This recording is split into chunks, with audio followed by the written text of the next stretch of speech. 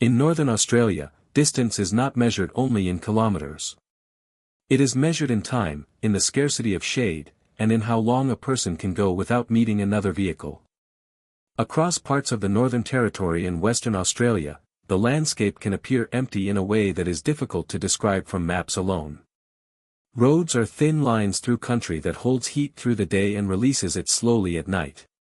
In places near the Tanami Desert, daytime temperatures can reach around 40 degrees Celsius, while nights can become sharply cold.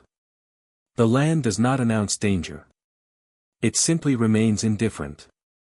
In early 2006, a man named Megee entered that environment and did not come out again for more than 2 months. Megee, born in 1970, had lived a life that included many different jobs across Australia. Public accounts describe work ranging from trades and labor to roles like nightclub doorman and bailiff. His personal history also included periods of legal trouble. These details would later shape how some people reacted to his story, but they do not change the single confirmed outcome. In 2006, Megee was stranded in the Australian Outback and survived for 71 days. What remains less clear, then and now, is exactly how he became stranded. Contemporary reporting and later summaries agree on broad points. Megee had set out on a long drive toward Port Hedland in Western Australia after being offered work there. He traveled in a 2001 Mitsubishi Challenger and took the Bunteen Highway, a route that, for long stretches, runs through remote country where services are scarce and conditions are harsh. From there, the record becomes uncertain. Over time, Megee gave contradictory accounts of the events that led to his isolation. In one version, he said his car broke down. In another, he described being drugged by hitchhikers and left for dead. Later accounts varied further, including details about how many people were involved and what exactly happened before he lost consciousness. Police did not find evidence that a criminal offense had occurred, and the disappearance of his vehicle was never resolved in the public record. The contradictions became part of the story's public shadow, but the survival itself remained the central fact. He ended up alone, without reliable supplies, in one of the most isolated regions of the country. Outback survival is often described in terms of dramatic choices, but most of it is slower than that. It is a sequence of physical problems that arrive in predictable order: dehydration, exposure, exhaustion, and injury. In Megee's case, accounts describe him moving on foot for a significant period before he stopped traveling and established a place to endure. According to Mark Clifford, the manager of Berrindadu Station, who later saw Megee when he was brought in, Megee walked for about 10 days before he realized he needed to settle and build shelter and find food. Clifford's statement also describes the second part of the ordeal. Megee then stayed where he was for about 9 to 10 weeks. This aligns with the commonly reported total duration of around 71 days. Clifford's description is blunt and practical, the way Outback people often speak about survival. A man walked until he could not keep walking, and then he stayed alive where water and shelter could be found. The location where Megee was ultimately found was on a remote cattle property in the Northern Territory, near the Western Australian border. He was sheltering on the bank of a dam, an artificial water source used for livestock. That detail matters because it explains a great deal about how anyone could survive so long in desert country. A dam is not clean. It is not safe in the way town water is safe. But it is water, and when a person is alone and weakened, water is the first requirement for staying alive. Megee's own account of what he ate reflects the logic of that environment. He said he survived on leeches, grasshoppers, frogs, lizards, and whatever vegetation he could find. In an interview quoted by ABC, he described eating leeches raw, straight out of the dam, eating grasshoppers as they were, and drying frogs in the sun on wire until they became a bit crispy. The details are not presented as tricks or bushcraft achievements. They read like necessity, improvised, unglamorous, and sustained over time. He also described building primitive shelters. The Outback offers very little shade, and shade is not optional. Without it, the body loses water faster and the mind becomes disoriented. Public summaries describe Megee making temporary cover out of branches and later establishing a more substantial improvised shelter. One account attributed to him describes turning a feed trough upside down near cattle yards, digging into the earth, and using that structure as a kind of humpy, or rough shelter, while he stayed close to water. Once someone is forced into this kind of routine, the days begin to compress. Survival becomes repetitive rather than dramatic. The body must conserve energy. Food must be gathered without spending more calories than it provides. Water must be collected, tolerated, and used carefully. And the mind must hold to a narrow focus: the next hour, the next day, the next patch of shade, the next small amount of food. The record does not preserve a day-by-day log of what Megee did. Instead, it provides consistent outcomes and a few concrete statements. He scavenged, he drank from waterholes and dams, and he ate small animals and vegetation. A summary on Wikipedia describes him eating only one meal a day, just enough to stay alive. That kind of restriction is not unusual in prolonged survival situations.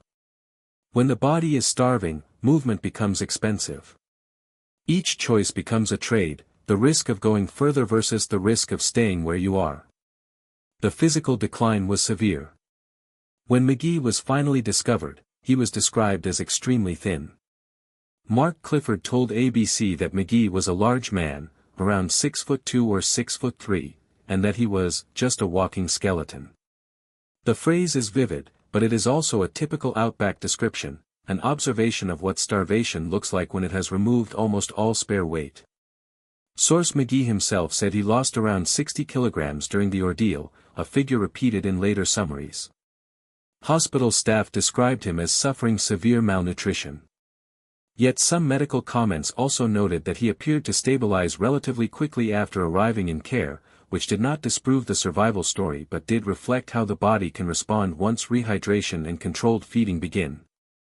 The Royal Darwin Hospital medical superintendent, Dr. Len Notaras, stated that staff could not definitively determine how long Megee had been missing or exactly how much weight he had lost, while also acknowledging that it could indeed have been a survival story. That uncertainty, about precise measurement, sits beside the broader certainty of his condition. He was malnourished, he was found in a remote location, and he had clearly been living in extreme conditions.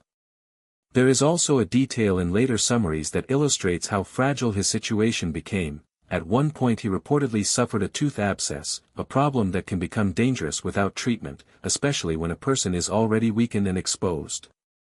The account describes him removing the tooth himself using car keys. Even if the precise moment is difficult to verify independently, the inclusion of that detail in mainstream summaries reflects a broader truth about remote survival. Minor injuries and infections can become major threats when there is no medical access and little nutrition. Rescue, when it comes in such places, is often not the result of a single heroic search. It can be routine work crossing paths with someone who should not be there. Megee was found by station hands on a remote cattle property. By that stage, according to the reporting, he had been sheltering near the dam and surviving on what he could take from the water and the surrounding bush. In Wikipedia's summary, the discovery is placed near Catherine in the Northern Territory, with location descriptions suggesting he was found roughly 50 kilometers from Berindadu Station and hundreds of kilometers from larger centers. Regardless of the exact measuring point, the meaning is the same: he was found in country where nearby is still far, and where a person without transport may not be able to travel out. After he was found, he was taken to medical care in Darwin. Wikipedia records the date as April 5, 2006. ABC reporting describes him being taken to the Royal Darwin Hospital suffering severe malnutrition. At that point, the survival phase ended and a different kind of ordeal began: recovery, investigation, and public attention. The public discussion around his case did not settle neatly. Questions remained about how he became stranded and why key parts of the story were inconsistent. Northern Territory police stated they would not investigate claims that he was mugged and left for dead, citing no evidence of criminal activity. His vehicle was not recovered. Some doubts persisted in media commentary. But in documentary terms, the essential record does not require a perfectly resolved origin story to be significant. What remains is the survival itself, a man alone for roughly 10 weeks in remote outback conditions, sustaining life by securing water from dams and waterholes and eating what was available, leeches, insects, frogs, lizards, and plants. The choices were not elegant, they were basic. Find shade. Reduce exertion. Gather small amounts of food. Drink what water exists. Repeat. In stories like this, the environment is often presented as an antagonist. But the outback does not pursue anyone. It simply imposes its rules. The heat reduces the margin for error. Distance makes rescue uncertain. Scarcity turns ordinary decisions into lasting consequences. The fact that Megee survived for 71 days does not make the landscape less harsh, it clarifies what is possible when water is found and a person manages to create a routine that prevents rapid collapse. And yet, the cost is visible in the details that survived into reporting, the dramatic weight loss, the description of him as skeletal, the statements about eating from a dam. These are not symbols. They are practical evidence of what it means to remain alive in a place where the body has almost nothing left to draw on. Later, Megee wrote about his experience and moved overseas for work, according to public summaries. The story continued into another phase, one shaped by memory, retelling, and the ways survival incidents become public property. But the documented core remains unchanged. In 2006, Ricky Megee was lost in the Australian outback and survived for 71 days.